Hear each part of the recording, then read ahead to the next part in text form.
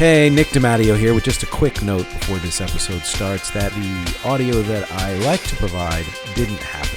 So you will be hearing a decent enough audio. It's not up to my standards. It should be fine, but I just wanted to give you a heads up on that. Enjoy. Hey, I'm Nick DiMatteo, and welcome to Season 7, Episode 4 of Music is Not a Genre, MxG. Taking the hand gestures a little slower so I can really get them precise. I'm insane right now. It's been a really hectic start to this season, and I'm honestly not sure how I'm here at all, which makes me doubly grateful that I am here with you and for you. Thank you, as always, for watching and listening. Listeners, go to youtube.com/@musicisnotagenre if you'd like to see a video for every episode of this podcast. My visuals are seeable. And watchers, go to nickdimatteo.com/musicisnotagenre and you can just stream it if you're not really into looking at me. And everyone, go to patreon.com/musicisnotagenre to support this podcast for as little as $1 a month. That's something that I really need this this season. Would really love to have you as part of the team and the family there at Patreon. And also, before we get into the topic here, the new sponsor that I have, Qobuz, Qobuz, it offers streaming and downloading of over 100 million tracks, high res. We're talking waves or AIFF, I don't know, but they're better quality than Spotify or Apple, and it's about the same price per month as Spotify or Apple, except you also get editorial content, liner notes, interviews, and more attached to every release, or as many releases as they have that stuff for. It's on iOS and Android, so please go try it out. I'd love to know what you think of it. Let's get to the topic of this week's episode, Season 7, Episode 4, and it is Oasis. Positively, maybe, definitely, great, or at least pretty good. And that is because Oasis is reuniting, of course. There are a lot of reasons why I'm doing this. Why that subtitle? Well, first of all, of course, it's a play on the name of their first album, Definitely Maybe. It also addresses their vague status as one of the more successful, sometimes critically acclaimed, and just as often reviled bands of the 1990s and beyond. They went far beyond that, actually. And it also alludes to the fact that they went against the 90s trend of being cynical and were more positive, which is maybe one reason why they were often ridiculed as being kind of big and bombastic and kind of, U2-ish in that way, you could say. So positively, maybe, definitely. All there in the subtitle. And of course, I am doing Oasis not just because they are reuniting and may put out a new album, but also because, true confession, I haven't heard most of their catalog. I hadn't heard most of their catalog until I did the research for this episode. So my goal is to answer the question posed by the subtitle. Were they great? Were they good? Were they overrated? Have they been underrated? I'm going to answer that by going through their little bit of their history, all of their catalog, even the solo work by the brothers, and all of that stuff. And I'll get to my answer and the conclusions, among other things. I'm also going to talk about how they spearheaded yet another influx of British artists into the States, which, if you know anything about the Beatles and the Stones and the Who, that was called the British invasion, right? There was a second British invasion in the 1980s with Duran Duran and Human League and all the great British bands, their Culture Club. I'll do an episode on them soon. Now, most sources online will say that there were 3 British invasions. There have been so far, and that the third one was in the 2000s. No. I'm telling you in the bonus MxTRA video at patreon.com/musicisnotagenre that there was a third British invasion before the 2000s that happened in the 90s. And Oasis was pretty much the ones who kind of started that here in the States. So British invasion meaning a huge influx of British music into the United States and on the charts and in the zeitgeist and all of that stuff. So the bonus MxTRA video will go through every single British invasion and will make, I think, a pretty strong claim that there have been 4 British invasions so far and that we may be on the cusp of a 5th, or it may have already started.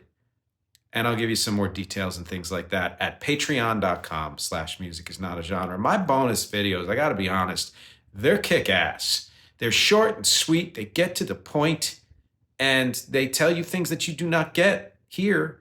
And it's for $1 a month at Patreon. Patreon.com/musicisnotagenre. I'm going to say it again. And lately I've been putting graphics in my video, so I will also put it on the screen as well. And so, episode rundown. Yes, I will do a brief history of the band, and then I'll go album by album, including some my favorite songs, an overview of the two bands that emerged from the breakup, Noel Gallagher's High Flying Birds and BDI. A little bit of talk about the reunion, conclusions, featured song, of course, and questions. I honestly just used Wikipedia to go through the catalog here, and I used my ears. So that's hopefully what you will do as well. Disclaimers, I'm not going to spend much time, if any, on the sibling rivalry. That is tiresome to me, and even though it may have affected some parts of their career, the breakup being one of them, I don't think it played that much into the music. I didn't spend that much on the sibling rivalry of the Kinks when I did that episode last season. I'm not going to do that here. I think it was made too much of. But I will say that Noel and Liam have almost the same spread and the same time frame as my only brother and I, as far as age and all of that stuff. And our relationship has been contentious at times too, which is, again, why there's no reason to talk about it. It's siblings, okay? We're fucking siblings. Get it? All right? So are Noel and Liam.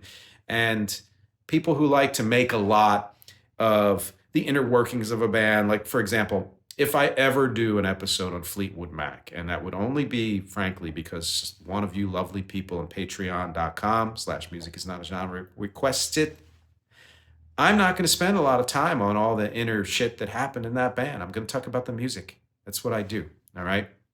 So, Oasis formed in 1991 in Manchester.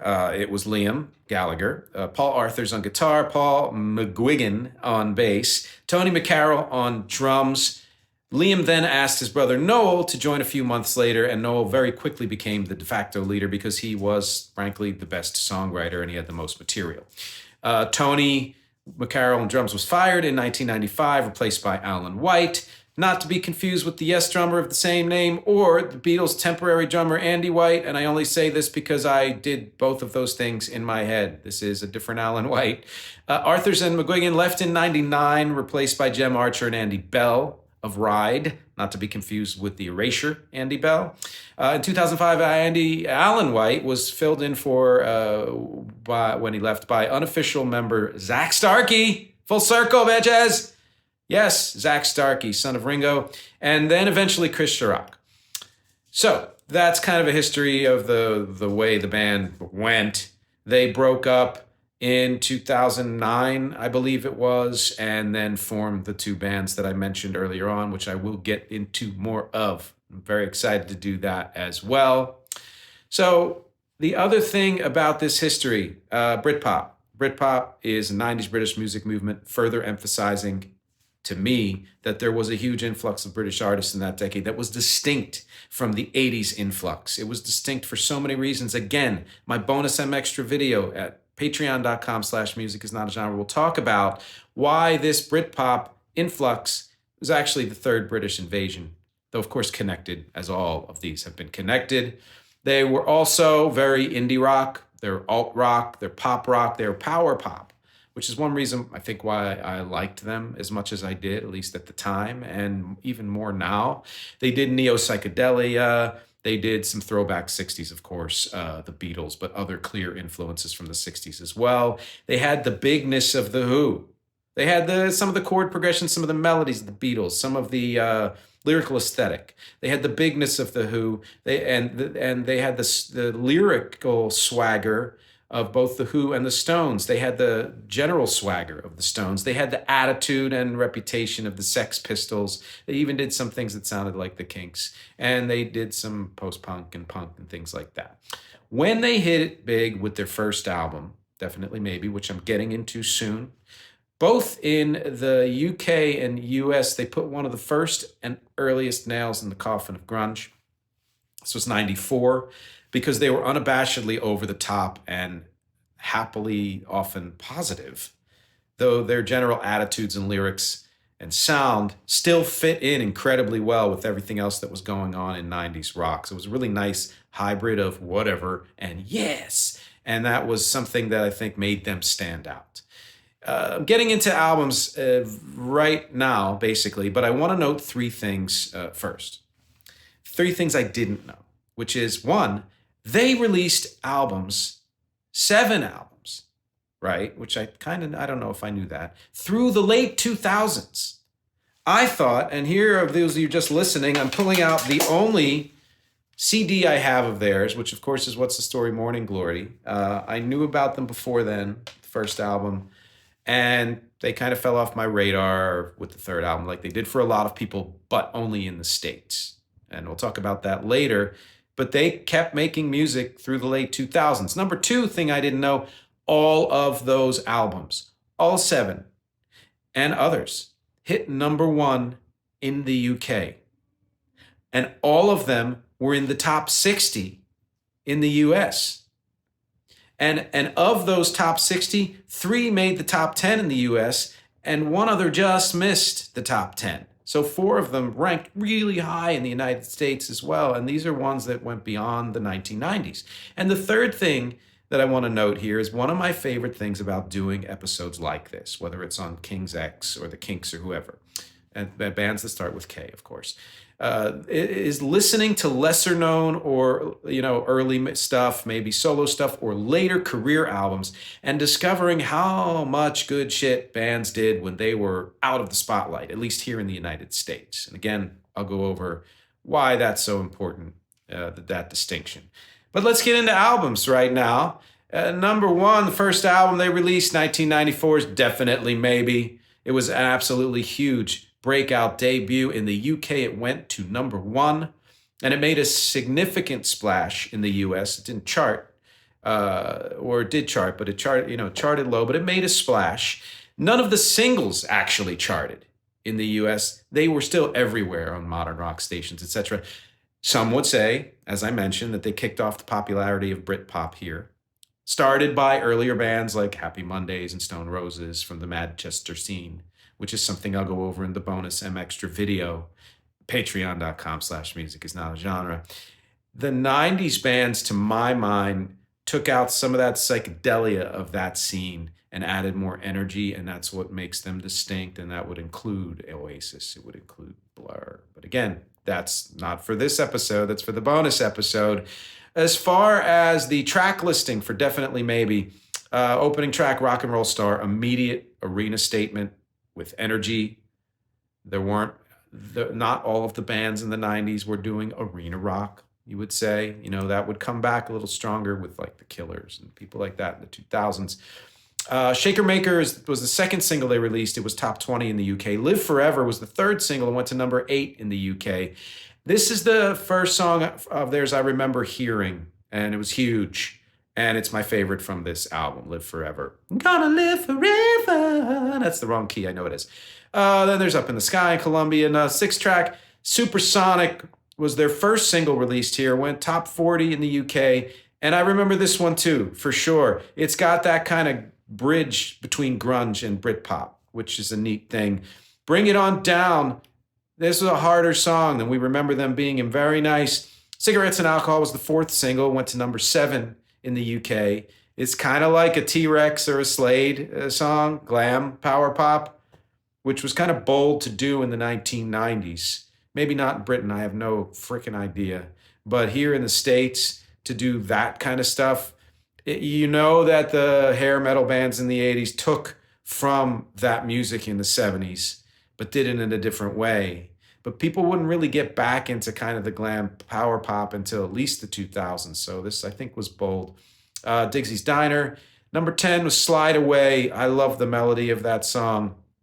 Number 11, Married with Children. Nice tag ending, nice come down. All right.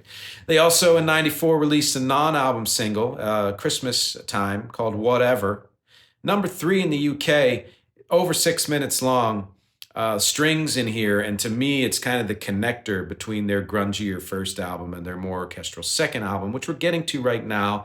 The following year, 1995's What's the Story, Morning Glory, went to number 1 in the UK, as all of them did, and number 4 in the US, which is damn high. I remember it making a huge splash. And again, here's the CD. For those of you just listening, you're missing out on me opening. It's like a, what do they call it? A box opening thing or whatever. Look at all the lyrics in here. These are the things I miss.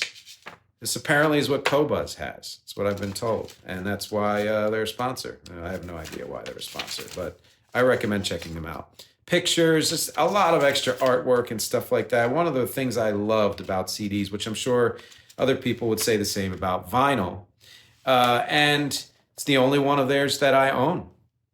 It's as strong as given credit for, and it holds up. Listen to the whole thing in prep for this. There's nothing weak on it. There is decent range.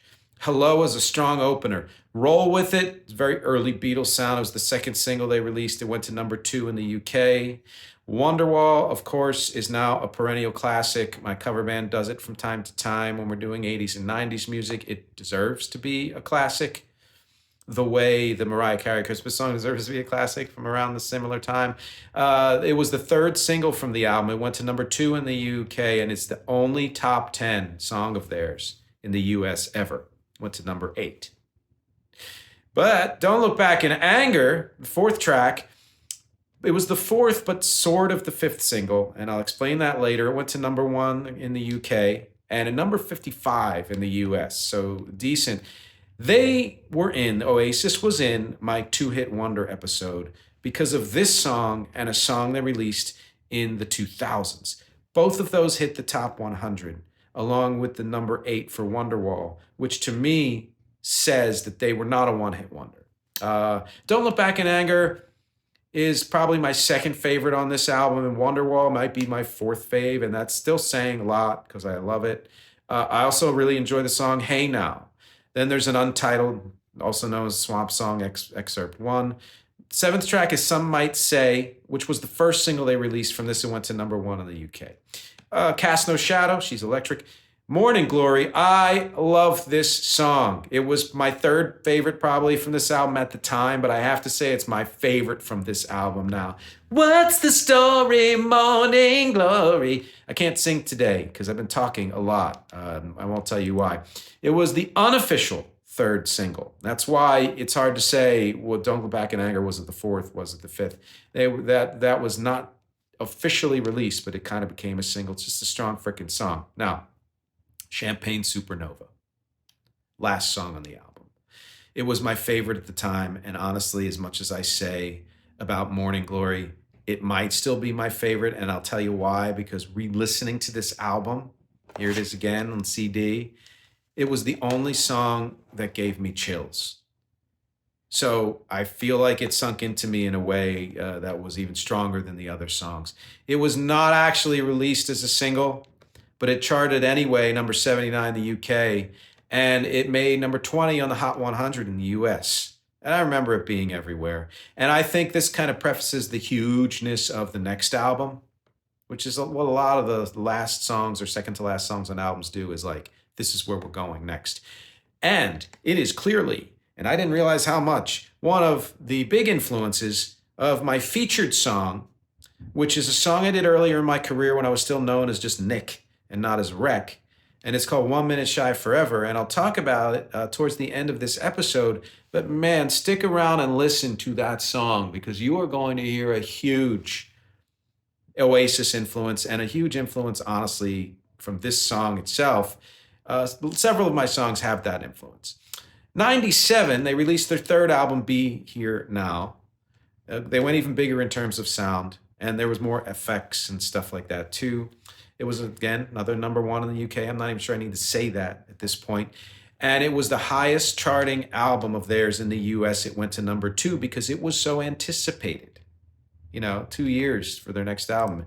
I don't know if that's that much time now, but it was a lot of time back then. In some ways, it was a disappointment. It started big and then it faded, but mostly because I think a couple things. It couldn't live up to the previous album. and the hugeness of Oasis's reputation in general. In 1996, they were huge. They were gigantic. And so you put the next album out, and then if it's not genius, then it's considered a disappointment. I understand it in context, but I think it's ridiculous in hindsight. I think it's a super strong album, and I'll talk about the tracks very soon. And the other thing I think too with this is, of course, tastes were changing. We were coming out of, honestly, in many ways, rock in general. Grunge was already tired by 97, and other bands were coming up. But really the zeitgeist, again, man, I'm using that word because I can't think of words today, even though I do enjoy that word, was being taken over by pop music and such like that towards the late 90s, and hip hop, absolutely hip hop. None of the singles from this album charted in the US. Critics, as usual, piled on it because they love to kill the biggest game, and they were huge at the time. But in retrospect, a lot of critics have called it much stronger than remembered. And it's Liam's favorite album of theirs. Noel hated it. I don't know if he still does, but he said he didn't like it. Was it bloated? Yes. Was it subpar? Absolutely not. In fact, I might agree with Liam on this one. I don't know if I will say that it is my favorite. I'm not sure I can say what my favorite is, but it's eminently listenable. Even if the singles aren't as slamming, just as an album, it's just super listenable. Even though it went big, it went for big. It was actually more complex than that. And I do feel like through each album there was evolution, which is one of the hallmarks of a good band, I think, and a good artist in general. And I think that ultimately also might be why it petered out in the US, because of those complexities, that it didn't just stick with the big, huge crowd-pleasing songs. I don't know, though it was big. First track, Do You Know What I Mean, was the first single, went to #1 in the UK, and I think it was a nice step forward from their previous album. I enjoy the second song, My Big Mouth. Magic Pie, awesome vocals by Noel, who would sing more and more as the band went on. I really love his voice as much as I love Liam's. Very different, tenors. But, and I don't mean tenor as, very different timbres, let's say that. And Magic Pie was over 7 minutes long. Stand By Me was the second single, went to #2 in the UK, also very good. I Hope I Think I Know, also very good. But The Girl in the Dirty Shirt, I really like. Fade In Out was #7. #8, Don't Go Away. I remember this. Fourth single. It didn't chart in the US at all. As I said, none of them did. But I remember this one best from this album for some reason. And it's probably my fave. But then #9, the title track, Be Here Now, also very solid. I also like it a lot, and I don't know why I remember this one too.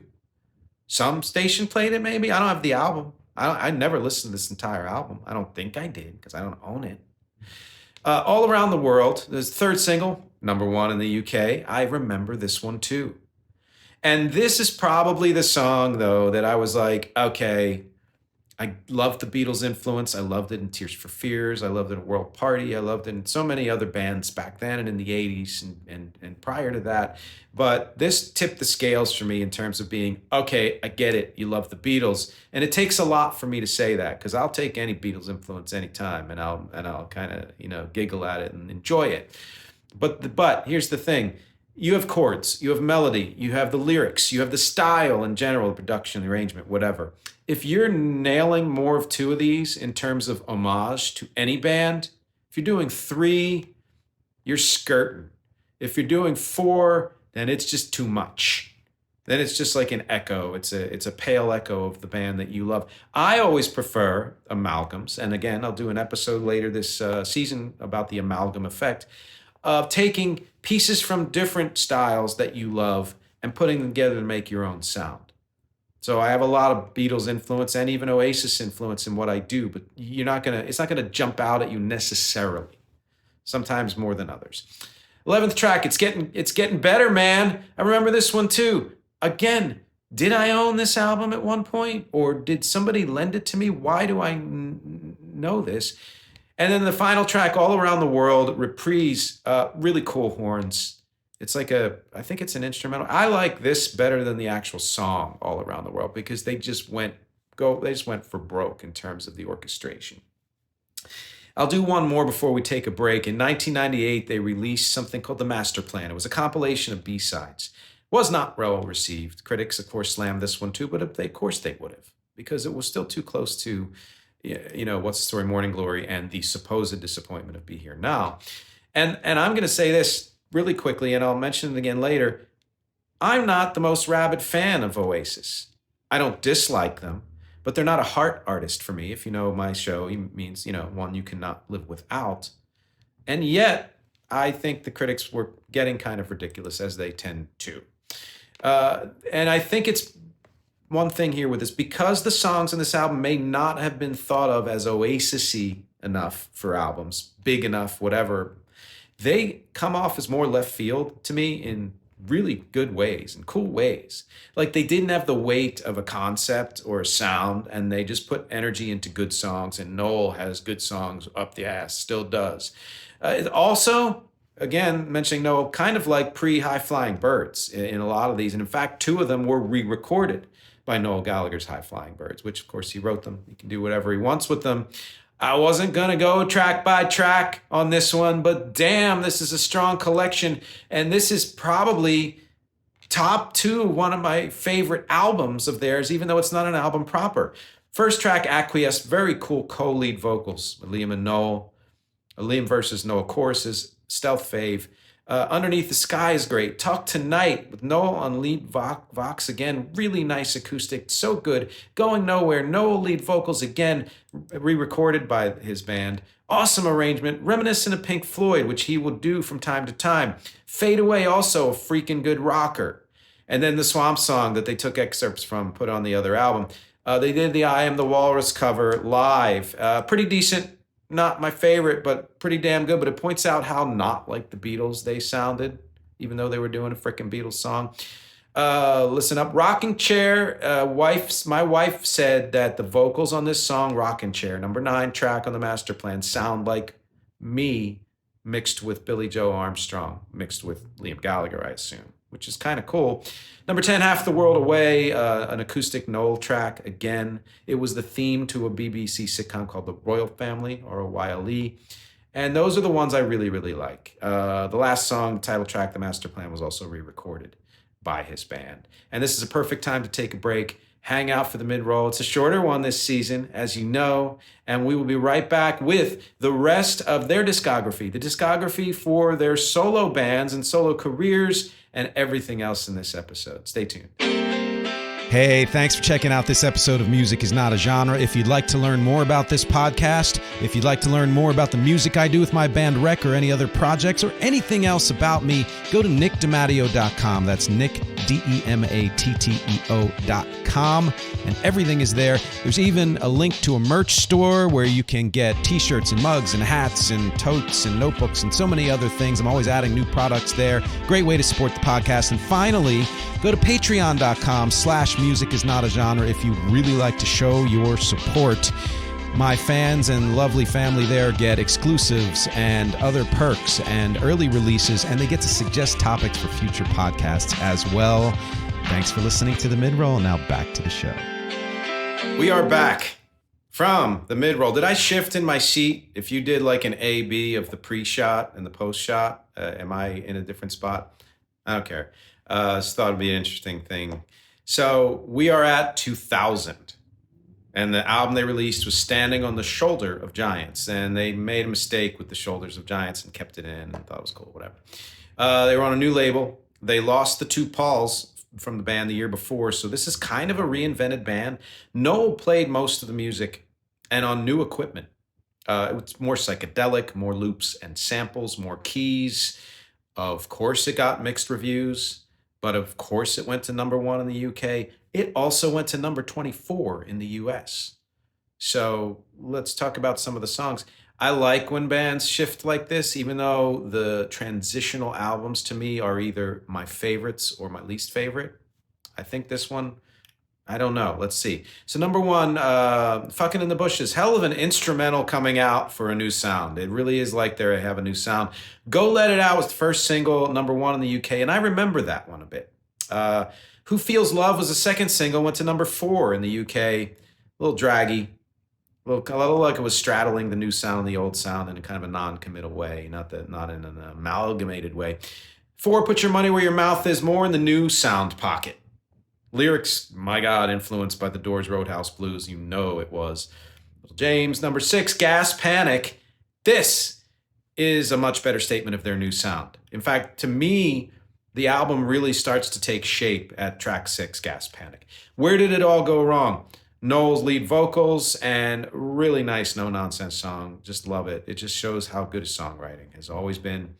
Sunday Morning Call was the 3rd single they released from this. Number 4 in the UK. Again, Noel's lead vocals and also really nice. I Can See a Liar, kind of a cool 2000s version of the band's sound, if that makes sense. If you think of how they sounded in the 90s, but what if they started in the 2000s? This track 9 is like that. Roll It Over, very nice closer. So I feel like the second half of the album is stronger than the first, but I did enjoy it. Number 2000. In 2000 also, they released a live album called Familiar to Millions, which went to number 5 in the UK. A show in 2000 they did, that's where it's from. A couple shows, actually. I don't talk about live albums much. Mostly this is stuff from their 5 albums that they did live, including some B-sides up to that point, including the Master Plan. That's why I say 5 albums. Also covers of Hey Hey My from Neil Young and Helter Skelter from a band known as the Beatles. That's all I'm going to say about that. If you like live albums, check it out, whatever.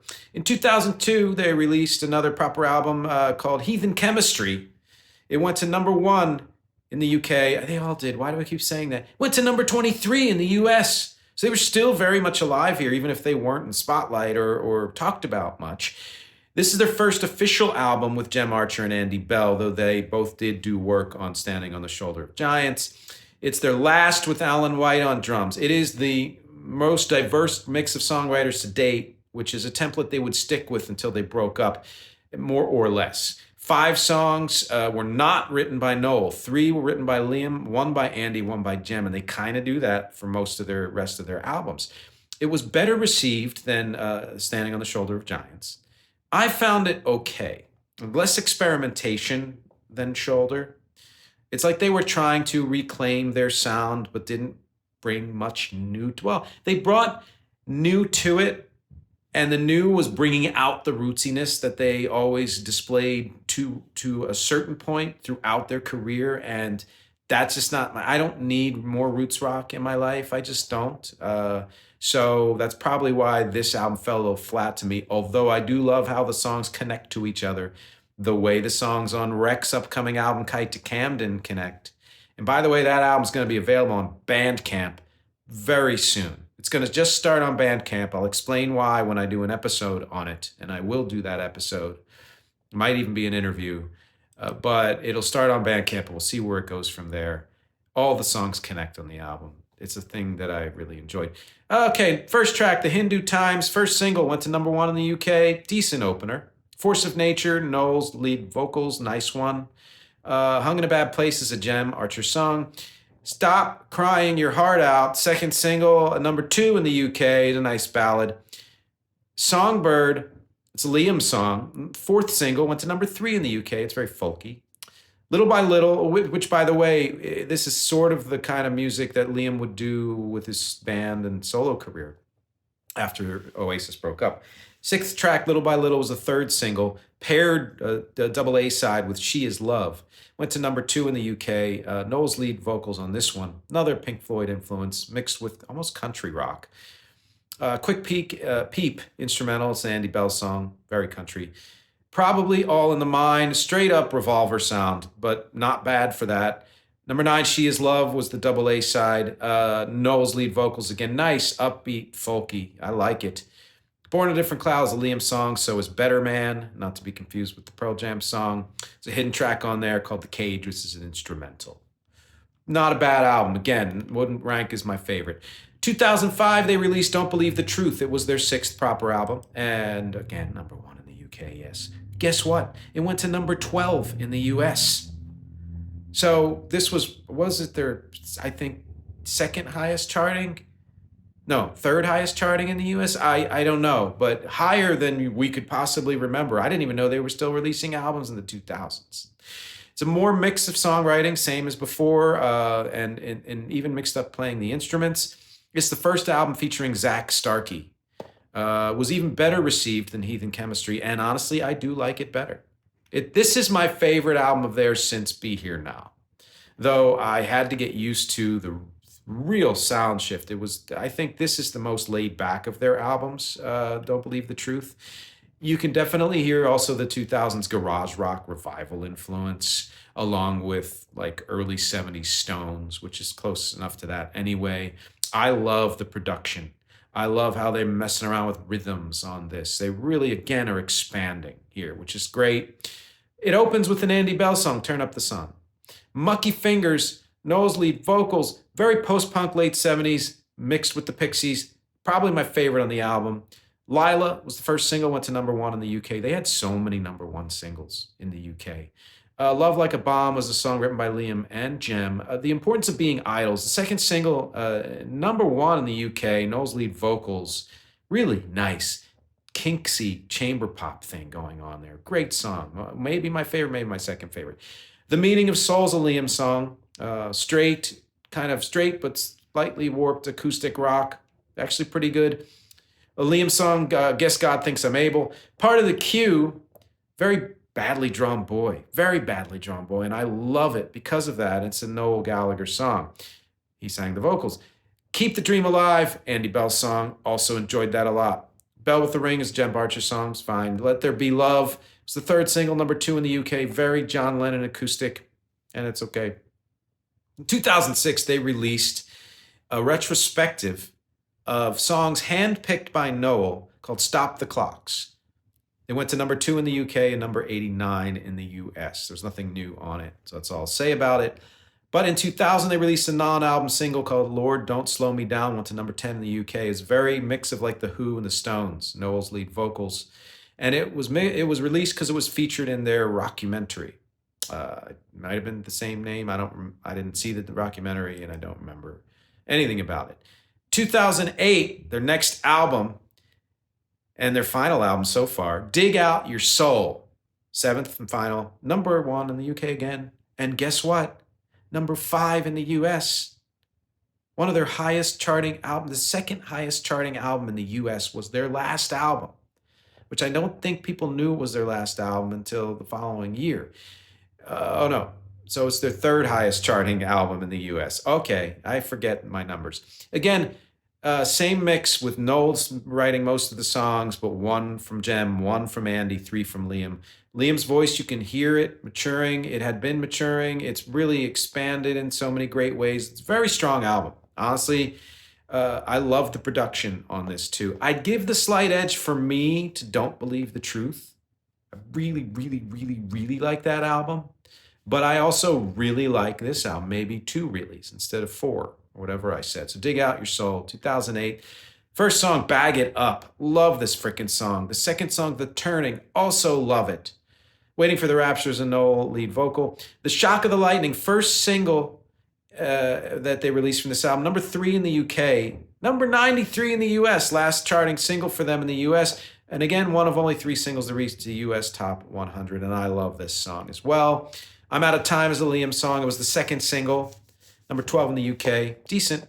Get Off Your High Horse Lady, Noel's lead vocals. Falling Down, Noel's lead vocals. Third single, #10 in the UK, and I like this song a lot. To Be Where There's Life is a Jem song. Ain't Got Nothing is a Liam song. The Nature of Reality is an Andy song. They're all fine. Soldier On, Liam song. Ender, slow, but nice, moody. It doesn't plod the way some of their slower songs might. So that was 2008. They broke up in 2009, I believe. There was a compilation released in 2010 called Time Flies, 1994-2009, and a live album, Knebworth, I don't know how you pronounce it. I think it's Knebworth, 2020, Knebworth 1996, released in 2021 from the documentary of the same name. So that's counting 2 documentaries of them. So of course, break up. And both brothers immediately formed bands. Liam struck first with Beady Eye in 2009, and then Noel with Noel Gallagher's High Flying Birds in 2010. Both used some musicians from Oasis, and in fact, Jem Archer and Chris Sharrock were in both bands. So fun. I went through all of the solo albums, and I'm gonna give some brief comments. I'm not gonna do all the tracks, but I'm gonna go in chronological order. Based on my love for songwriter-driven bands, you might guess that I prefer, in general, Noel Gallagher's High Flying Birds, but you might be surprised what my favorite album of their solo stuff is. 2011, BDI released his first album in February called Different Gear, Still Speeding. Went to number 3 in the UK and number 31 in the US. Good showing. Produced by Steve Lillywhite, co-produced. It's very stripped down, very throwback rock. All songs are co-written by the band.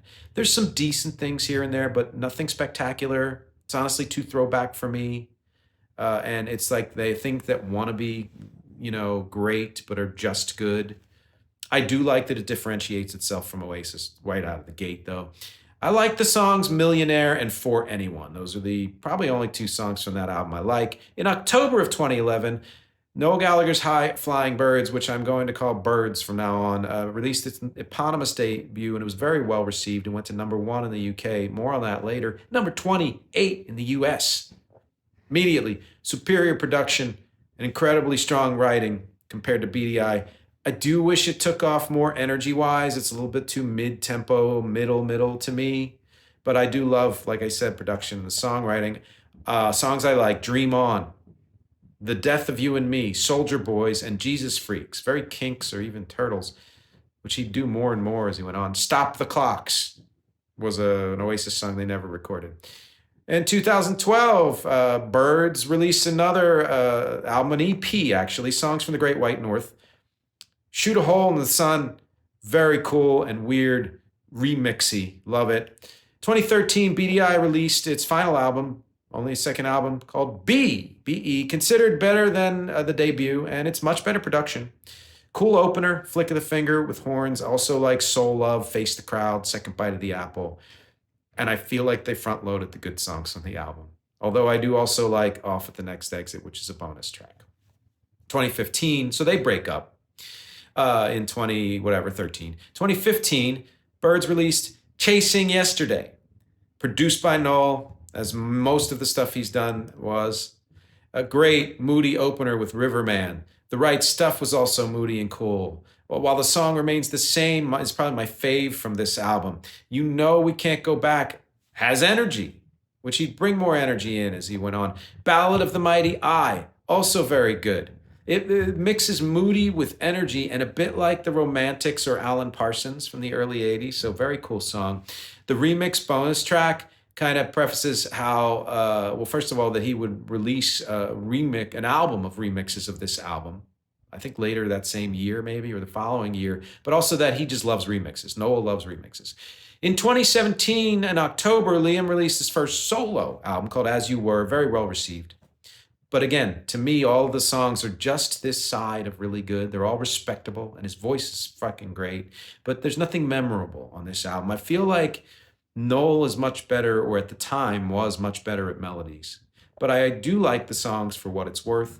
Chinatown, Come Back to Me, really close to being very good. I've All I Needed, pretty good songs.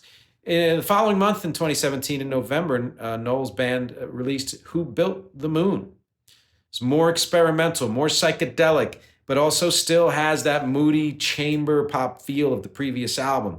This is also, and I said I'd mention this, Noel's 10th consecutive #1 UK album. So all 7 of, right? I think all 7 of Oasis's albums, and then 3 of his solos or High Flying Birds or whatever all went to #1 in the UK. Great production as always. I feel like it retreads a bit until it gets to track 4. It's a Beautiful World just kicks it into a different gear. Be Careful What You Wish For, very moody, love it. If Love Is the Law is almost Phil Spector-y with lots of reverb, lots of orchestration, plus the doosh, doosh, doosh snares on the ones, 1, 2, 3 snares on every beat. 2019, a couple years later, Birds released Black Star Dancing EP. 5 songs, it goes electro. Very cool that he's dabbling in this and does more and more of it. Title track, yes, was influenced by Bowie's Black Star, and damn good.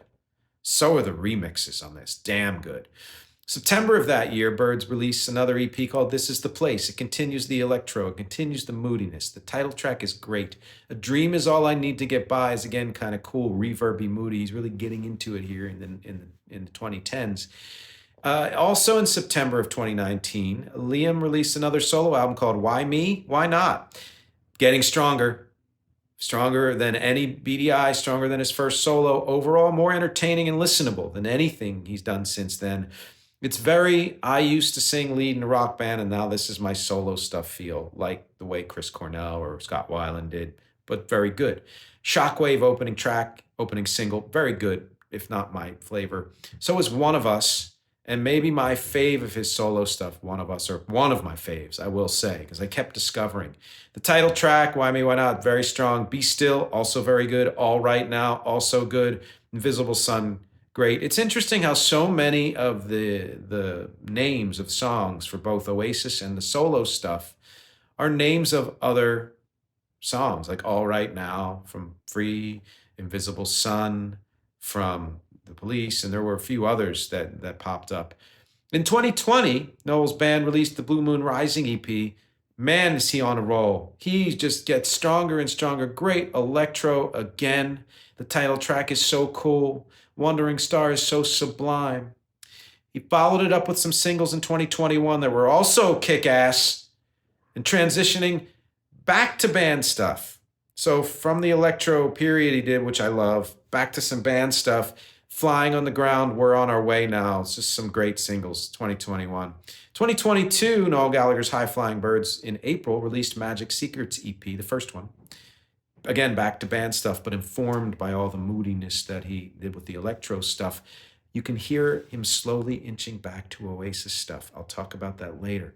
We're Gonna Get There in the End is a good single from this EP. Number 22, in May, Liam's next solo, Come On You Know. Even stronger, again, than 2019. And probably my fave of any of his non-Oasis albums.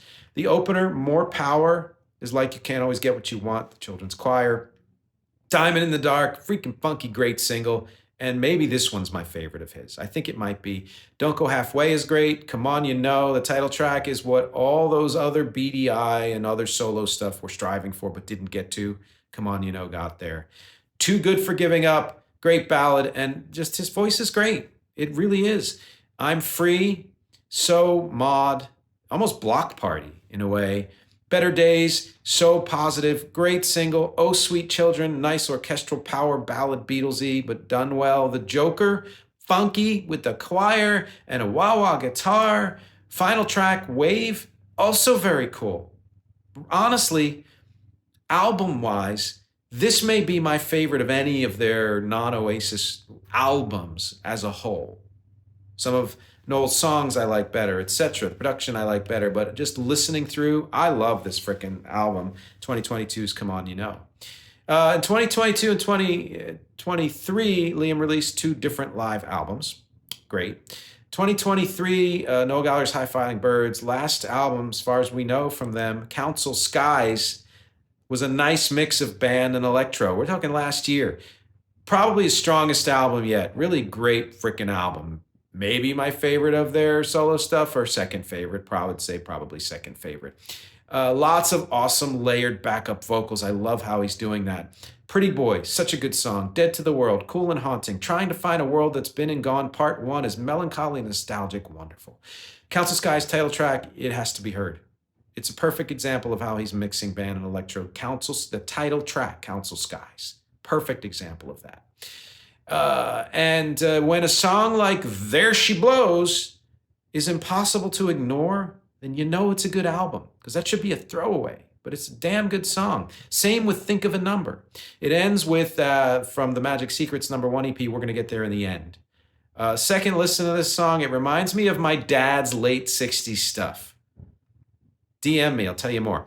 Magic Secrets EP #2 this year, Birds released, including a cover of Joy Division's Love Will Tear Us Apart, but with a band and not electro. Very cool move. And then one other song on there. And then later on, I don't know, this year, recently, I guess, boy, time is weird. Liam Gallagher did a co-album with John Squire from the Stone Roses, which will be featured in my bonus MxTRA video I'll talk about a little bit later.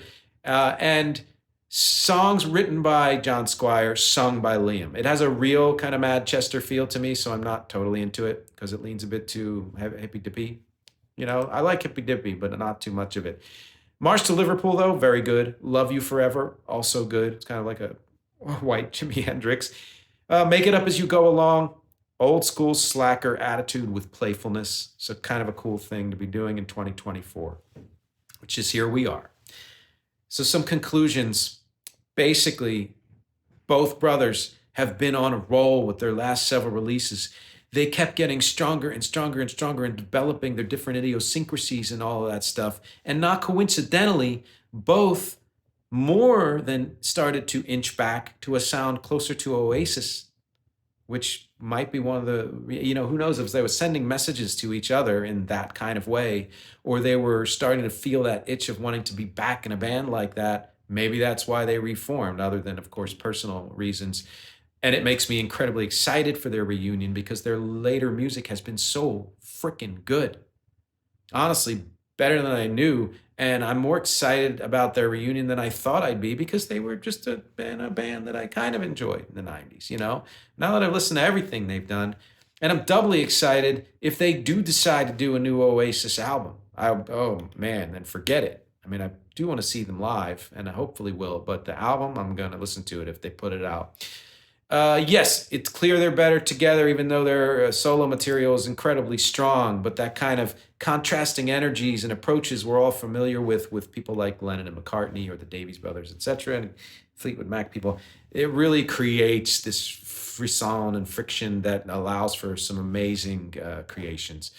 Again, was I a fan? Yes. Was I a rabid fan? No. I followed the trend with them. I started hearing them definitely maybe and dropped off at Be Here Now, partly because I was headed in a different direction, partly because I believed the hype. And while I am a huge Anglophile, music-wise, among other things, even I can OD on Britishness, and that's probably what I was doing at the time. I was shifting to other things in the late 90s. But I'll say this, what I like most about them is the strong, freaking strong songwriting chops of Noel. And both of their vocals are just great. And let's note that he produced or co-produced all of their albums except for Dig Out Your Soul, and most of his own albums too. He's a great producer. Were they a Beatles ripoff? And no. They had Beatles influence. They purposely made allusions to the Beatles, or even stronger than that, sure. Some of the chord progressions and the strings and stuff sound like the Beatles. But they were no more a Beatles ripoff than other bands that lean into that influence, like a lot of the Elephant Six bands, and like I said, World Party and people like that. But here and later, like Tears for Fears. But here in the U.S., we hear lots of that stuff as just Beatlesy because it's British, and so we heard it and said, "Oh my God, they're just copying the Beatles." But no, there's in many ways didn't sound like the Beatles, although of course in many ways they did. But their entire catalog, both Oasis and all the solo stuff, sounds, I think, less like the Beatles overall than more. I would say it's maybe a 65-35, something like that, or 70-30. The same kind of disdain given to Oasis was given to bands like U2. Big, full-throated, big-hearted, positive, not snarky, not sarcastic. They tempered a lot of it, Oasis, with attitude that was just shy of sarcasm and snark, which was what was one of the nice things about their mix. But they were still too earnest for most Americans, especially in the late 90s. That unabashedness is one reason my music tends to align more with Europe than America, because even though I can get snarky, whatever, sarcastic, I say whatever again, I am also very big-hearted in the music I create and wide-ranging. And America's not a big fan of that always.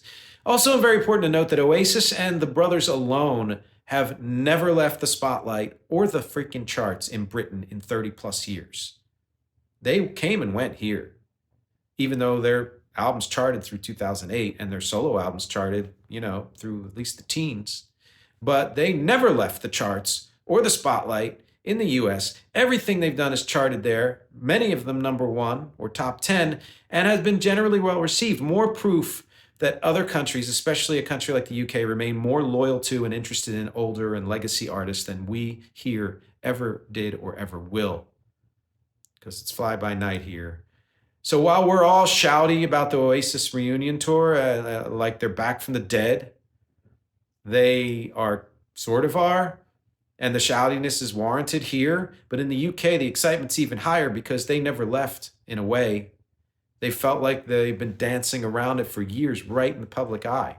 The final verdict on Oasis, and yes, I said verdict and not verdict, is that they were and are a great band. Not as great as they said in their late 90s Cocaine High, fine, but absolutely better than people here thought of them when Be Here Now tanked and past What's the Story Morning Glory. They absolutely rise to the level of greatness. To me, they're as great as, let's say, the Killers on that level. Not as great as U2 or Beatles or whatever. I think now they've matured and put their history in context while still owning the fact that they were and are great. Pick out, I don't need to say that because I sort of just said it. I'm reading my notes. Hello, everybody out there in podcast land. They have had legendary moments, even though they are not necessarily a legend. They've had legendary moments. And this reunion, if it comes with a new album, this reunion might finally catapult them into legendary status. That is my prediction and is my verdict. One last word before the last few things here. I was a much bigger fan of the 90s brand of British music than what happened in the late 80s. And that 90s British influx, that third British invasion, was a big influence on me. And I talk about that in the bonus MxTRA video on patreon.com/musicisnotagenre, where I go into the 4 British invasions and stuff in between. Featured song for this episode is from when I was just called Nick. It's pre-rec. It's called 1 Minute Shy of Forever from the EP What It Is. The closing track. It's the epic closing track on What It Is. This is the first EP, this What It Is, was where I felt my sound was really coming together, and still love it. In fact, had the next album felt the same, I might have never started Rec, but I had to because the next album didn't have that same cohesion the way What It Is did. The title origin for 1 Minute Shy of Forever, I was opening a CD case. Plastic was almost impossible to rip, and I wanted to listen to the damn CD. And it took so long to get that plastic off. I outwardly said to my wife at the time, this is taking 1 minute shy of forever. And then eventually wrote it down and turned it into a different meaning. Lyrically, it's the structure and feel of the verses are hugely influenced by, believe it or not, Crash Into Me by Dave Matthews. The lyrics are about struggling through a relationship in which you just desperately need the person, but you're still not sure if you are right for them. And yet you double down anyway and commit, if not forever, then at least 1 minute shy of it. And as the song develops and builds into the outro, you're going to hear Oasis and that general type of band influence. You just will. And you'll hear it in a couple of seconds after I ask you these questions. Are you an Oasis fan at all? Did you think they were as great as people and they themselves claimed to be at the time? Do you think they are overrated or underrated? What do you think about their reunion? I want to hear the answers to all these questions because, as always, my objectives here are music, conversation, and connection. Thank you for hanging with me for this miracle that episode 4 even came together. And hopefully, I'll talk to you next week.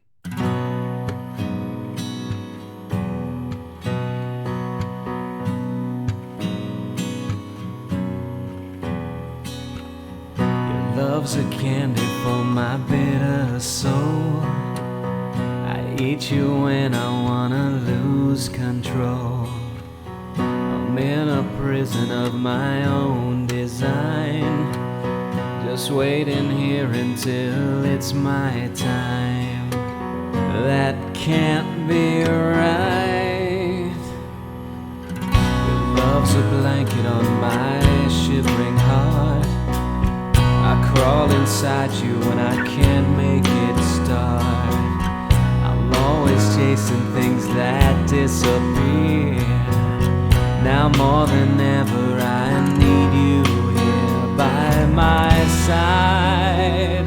For 1 minute shy of forever, that's all I want from you. In the whole world, it's just the blinking of an eye. Oh, 1 minute shy of forever, and I'll leave the rest for you. Please promise me you'll stay.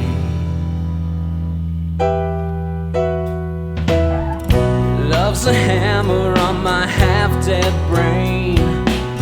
I slam you when I need to feel the pain. I used to think I'd die and reach the light. Now I believe in nothing that can't be right. And I used to be so bold, did whatever I wanted to do, and worried about it later.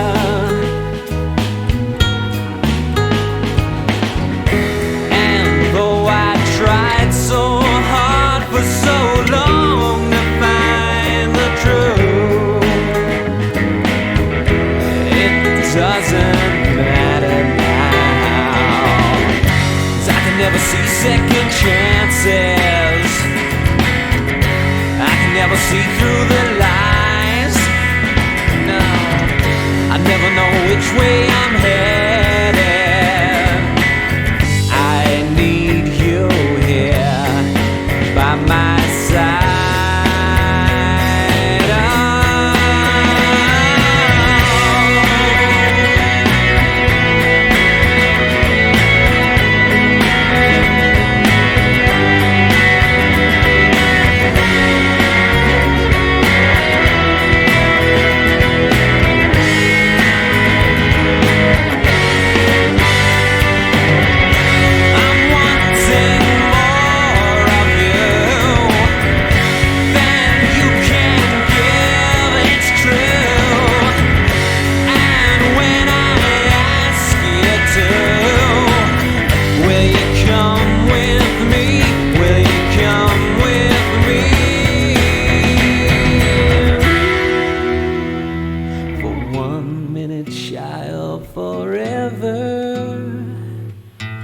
That's all I want from you.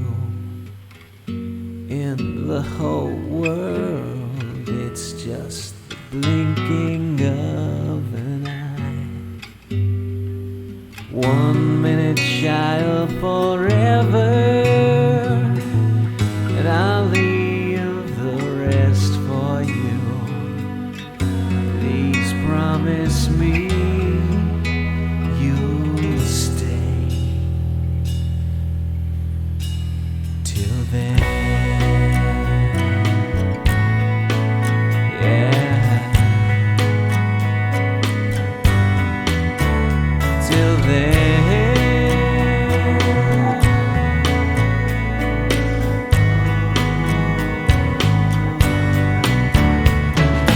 1 minute shy of forever.